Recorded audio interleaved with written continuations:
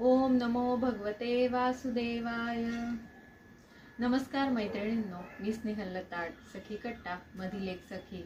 आजच्या व्हिडिओमध्ये आपण सफला एकादशीचे महत्त्व जाणून घेणार आहोत।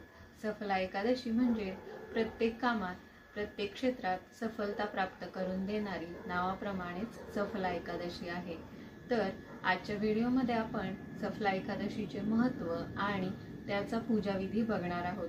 तर व्हिडिओ शेवटपर्यंत नक्की पहा। व्हिडिओ आवडल्यास लाईक करा, शेअर करा आणि सखी कट्टा या चॅनलला सबस्क्राईब करायला विसरू नका। थँक्यू।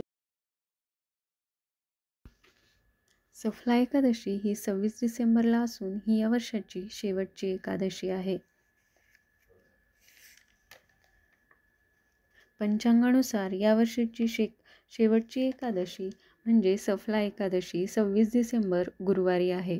पौष महिन्यातील कृष्ण पक्षाची एकादशी तिथी 25 डिसेंबर रोजी रात्री 10:29 संपणार आहे। उदय तिथीनुसार सफला एकादशीची पूजा आणि उपवास 26 तारखेला करता येणार आहे। या दिवशी तुळशीचे रोप लावणे शुभ मानले जाते। या दिवशी तुळस लावल्याने धन आणि समृद्धी वाढते। या दिवशी पवित्र नदीत स्नान करून भगवान विष्णूची पूजा केल्यास जीवनाच्या प्रत्येक क्षेत्रात यश प्राप्त होते। ही एकादशी सर्व प्रकारच्या मनोकामना पूर्ण करणारी मानली जाते। त्यात जर तुम्हाला उपवास करणे शक्य नसल्यास पूजा करून प्रसाद घ्यावा, यातूनही योग्य ते फळ प्राप्त होते। सफला एकादशी ही नावाप्रमाणेच प्रत्येक क्षेत्रात, प्रत्येक कामात सफलता प्राप्त करून देणारी आहे। ही भगवान विष्णूची सर्वात आवडती एकादशी मानली जाते। म्हणून या दिवशी भगवान विष्णूची पूजा केल्याने भक्ताची प्रत्येक इच्छा पूर्ण होते। चला तर जाणून घेऊया पूजेची पद्धत। सफला एकादशीच्या दिवशी प्रातःविधी आटोपल्यावर स्नान वगैरे करून स्वच्छ कपडे परिधान करावे। यानंतर भगवान विष्णूचे ध्यान करावे व मग व्रताचे आवाहन करावे। आता भगवान विष्णूची पंचोपचार पूजा करावी। भगवान विष्णूला पिवळे फूल वाहावे, पिवळे चंदन लावावे।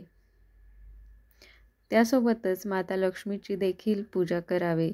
भगवान विष्णूला व माता लक्ष्मीला नैवेद्य दाखवावा व सोबत तुळस ठेवावी। धूप दीप लावावा। एकादशी कथा ऐकावी व श्रवण करावी। विष्णू चालीसा मंत्राचा पाठ करावा। ओम नमो भगवते वासुदेवाय या मंत्राचा तुळशीच्या माळेने जप करावा। शेवटी विधिवत पूजा करून चूक झाल्याबद्दल माफी मागावी। दिवसभर उपवास केल्यानंतर दुसऱ्या दिवशी उपवास सोडावा। तर अशी ही सफला एकादशी तुम्हाला प्रत्येक कामात, प्रत्येक क्षेत्रात सफलता प्राप्त करून देऊ, ही भगवान विष्णू व माता लक्ष्मीच्या चरणी प्रार्थना। तुम्हाला आजचा व्हिडिओ आवडल्यास व्हिडिओ लाईक करा, शेअर करा आणि आमच्या सखी कट्टा या चॅनलला सबस्क्राईब करायला विसरू नका।